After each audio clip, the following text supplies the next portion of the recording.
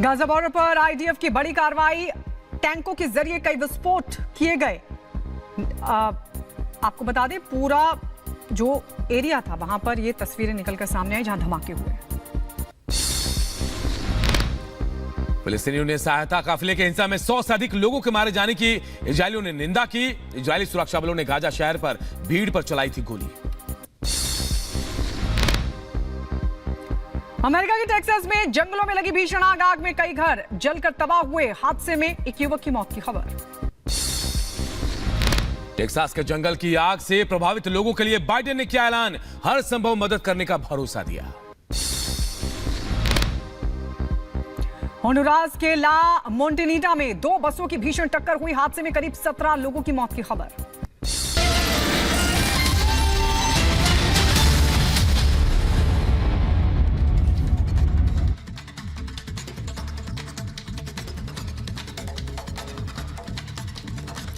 और सबसे पहले बात यूपी के सियासत से जुड़ी बड़ी खबर की करते हैं। जो बड़ी खबर आ रही है, चुनाव से पहले मंत्रिमंडल विस्तार हो सकता है। सूत्रों के हवाले से खबर, योगी सरकार का विस्तार होगा। 2 से 3 दिनों में शपथ ग्रहण होगा। आरएलडी, एसबी, बीएस, बीपी का मंत्रिपरिषद में शामिल किया जाएगा। दारा चौहान जो है वो भी मंत्री बन सकते हैं। बड़ी खबर आपको बता रहे हैं। बड़ी खबर ये कि देखिए, लोकसभा चुनाव से पहले मंत्रिमंडल का विस्तार हो सकता है उत्तर प्रदेश में। यह खबर आ रही है। और सीधे लखनऊ रुक कर लेते हैं। हमारे सहयोगी राघवेंद्र इस वक्त हमारे साथ जुड़ गए हैं। राघवेंद्र, क्या सूत्र बता रहे हैं, क्या जानकारी मिल पा रही है? क्या बन गई है ओपी राजभर की बात? क्योंकि बहुत वक्त से वो दिल्ली के चक्कर लगा रहे थे, लेकिन योगी से सामंजस्य नहीं बैठ पा रहा था। हाँ, देखिए, उत्तर प्रदेश में जो मंत्रिमंडल विस्तार की जो खबरें थी वो काफ़ी दिनों से चल रही हैं। बहुत कई दौर की वार्ता हो चुकी, लेकिन कुछ न कुछ विषयों को लेकर के मामला पेंडिंग ही रहा। देखिए, वो इसलिए भी पेंडिंग था कि बीजेपी आज जो वातावरण आज बना है, इसी दिन का इंतजार कर रही थी। चूंकि सहयोगियों में कुछ कमी थी, जैसे कि नए साथी के रूप में आरएलडी भी भारतीय जनता पार्टी के साथ आ चुका है, एनडीए का हिस्सा बन चुका है, तो उसको भी कहीं न कहीं समाहित करना है। साथ ही इंतजार हो रहा था दारा सिंह चौहान का, इसलिए भी राजभर का मंत्रिमंडल विस्तार में उनको मतलब आगे विस्तार की बात नहीं बढ़ पाई थी। अब दारा सिंह चौहान भी आ गए हैं, आरएलडी भी आ गई है, इधर राजा भैया भी सहयोग कर चुके हैं। तो कुल मिलाकर जो मंत्रिमंडल विस्तार की जो बातें हैं, चूंकि चुनाव शुरू होने वाला है, कभी भी 1 हफ्ते में आचार संहिता लोकसभा चुनाव की लग सकती है। उसके पहले उत्तर प्रदेश अपने आप में पूरी तरह से भरपूर होना चाहता है मंत्रिमंडल से। तो ऐसे में ओम प्रकाश राजभर को मौका मिल सकता है, दारा सिंह चौहान को मौका मिल सकता है, और आरएलडी के 1 या 2 विधायकों को इसमें मंत्रिमंडल में जगह मिल सकता है। साथ ही भारतीय जनता पार्टी के कुछ वरिष्ठ विधायकों को भी मौका मिलेगा और 1-2 लोगों बिल्कुल राघवेंद्र, जैसा आप कह रहे हैं और जैसा कहा जा रहा था कि लोकसभा चुनाव के पहले यह विस्तार संभव है, ऐसे सूत्रों के से मिली जानकारी के मुताबिक कहा जा रहा है कि यह विस्तार लोकसभा चुनाव से पहले हो जाएगा। तो देखिए, जो खबरें आ रही हैं, एक बार फिर मंत्रिमंडल विस्तार हो सकता है उत्तर प्रदेश में। सूत्रों के हवाले से खबर, और इसमें जो नए दल शामिल है उनको शामिल किया जा सकता है। और इस बीच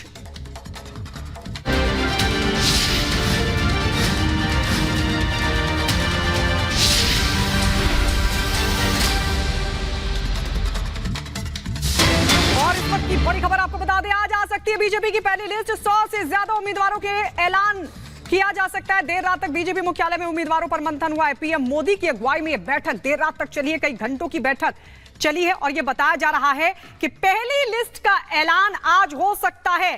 पहली लिस्ट में कई बड़े नाम शामिल हो सकते हैं, मसलन प्रधानमंत्री मोदी का नाम शामिल हो सकता है, अमित शाह इस लिस्ट में शामिल हो सकते हैं। पिछली बार भी अमित शाह और नरेंद्र मोदी का नाम पहली लिस्ट में शामिल था, और आज पहली लिस्ट आ सकती है। तकरीबन 100 से ज्यादा उम्मीदवारों के ऐलान संभव है आज, और यह बताया जा रहा है कि लगातार बैठकों का दौर चल रहा था। इससे पहले भी आपको याद होगा बीजेपी कोर ग्रुप की बैठक भी हुई थी, तो वहीं 2 दिवसीय राष्ट्रीय सम्मेलन भी हुआ था भारत मंडपम में, और लगातार मंथन हुआ था, नए चेहरों पर भी मंथन हुआ। लेकिन कल जो बैठक चली है उसमें खास बात यह है कि जिन सीटों पर 2014 में और 2019 में बीजेपी हार गई थी, कम मार्जिन से हारी थी, उन सीटों को लेकर रणनीति बनी है, उन सीटों को लेकर मंथन हुआ है। इसके अलावा नए चेहरों पर भी हुआ है विचार। कल कई बड़े नेता, संगठन के पदाधिकारी भी मौजूद थे। इसके अलावा सभी राज्यों के मुख्यमंत्री भी कल की बैठक का हिस्सा बने थे, और आज यह बताया जा रहा है कि 100 से ज्यादा उम्मीदवारों के नाम का ऐलान संभव है। वहीं इस खबर पर ज्यादा जानकारी के लिए हमारे सहयोगी विशाल हमारे साथ यहां पर जुड़ रहे हैं। विशाल, सभी की निगाहें इस पर हैं कि क्या जो पहली लिस्ट है लोकसभा उम्मीदवारों की वो बीजेपी की तरफ से जारी की जा सकती है, इस तरीके की क्या कुछ हलचल है और कौन कौन पहुंचने वाला है, क्या तैयारी है, जरा बताइए।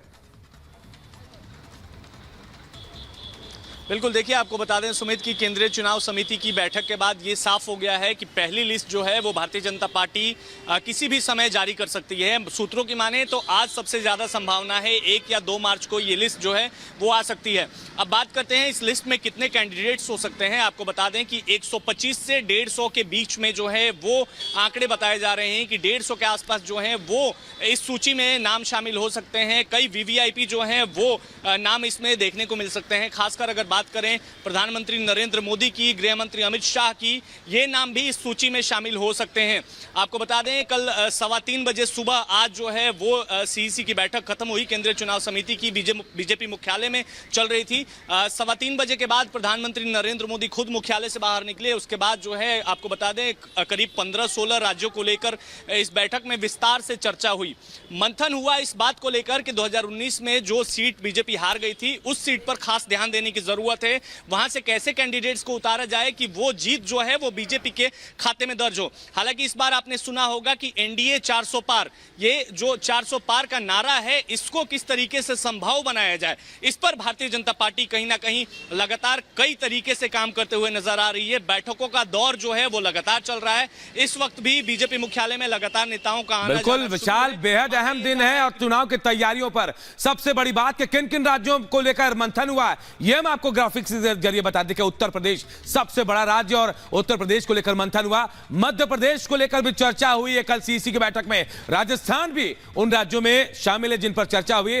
तेलंगाना जहां कांग्रेस की सरकार है वहां भी उसको लेकर भी चर्चा हुई है। छत्तीसगढ़ को लेकर भी चर्चा हुई और कहा जा रहा है कि छत्तीसगढ़ पर भी मंथन हुआ। पूरा केरल है, केरल की पर भी चर्चा हुई, गुजरात पर चर्चा हुई है, तमाम राज्य, झारखंड पर भी चर्चा हुई है। ये वो राज्य हम आपको बता रहे हैं जिनको लेकर लोकसभा चुनाव को लेकर उत्तराखंड का भी नाम शामिल है। इनको लेकर चर्चा हुई, उम्मीदवारों को लेकर चर्चा हुई है और क्या क्या हुआ हम आपको बता रहे हैं। गठबंधन को लेकर भी चर्चा हुई है। बैठक में क्या हुआ, 100 से ज्यादा सीटों पर चर्चा हुई है।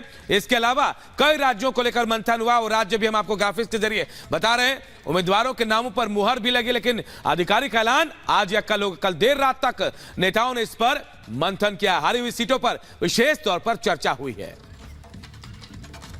और राघवेंद्र इस वक्त हमारे साथ लखनऊ से हमारे साथ जुड़ गए हैं। राघवेंद्र, वहां को लेकर क्या कुछ, क्योंकि योगी आदित्यनाथ भी कल सीईसी की बैठक का हिस्सा रहे हैं, वहां से कुछ पता चल पा रहा है यूपी को लेकर क्या रणनीति हो सकती है? क्योंकि ये तो बताया जा रहा है कि बाकी राज्यों में उन सीटों पर भी विचार हो रहा है जहां पर कम मार्जिन से बीजेपी हारी थी, लेकिन यूपी में तो अच्छा रिजल्ट रहा था। योगी आदित्यनाथ ने कहा था कि 80 की 80 सीटें हमारे पास आए, एनडीए के पास आए। क्या पता चल पा रहा है वहां से?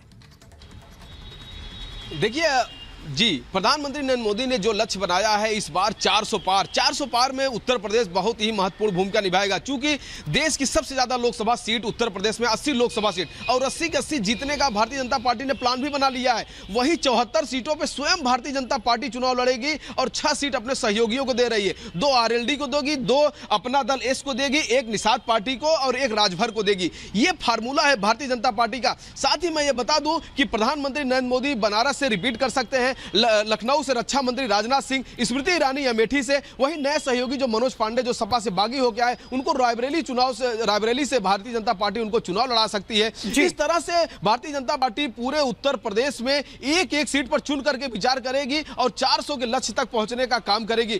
कुल मिलाकर कल जो मैराथन बैठक हुई है, बिल्कुल देखिए उत्तर प्रदेश में बेहतर रिजल्ट रहा था और रणनीति यह है कि अच्छे मार्जिन से और भी उन सीटों पर इस बार जीत दर्ज की जाए। राघवेंद्र, हम आपके पास लौटेंगे, साथ ही विशाल आपके पास भी हम लौटेंगे, लेकिन कल जो सीईसी की बैठक कई घंटों तक जो मंथन हुआ है उम्मीदवारों के नामों को लेकर, क्या कुछ रहा इस बैठक में, इस रिपोर्ट के जरिए आपको दिखाते हैं।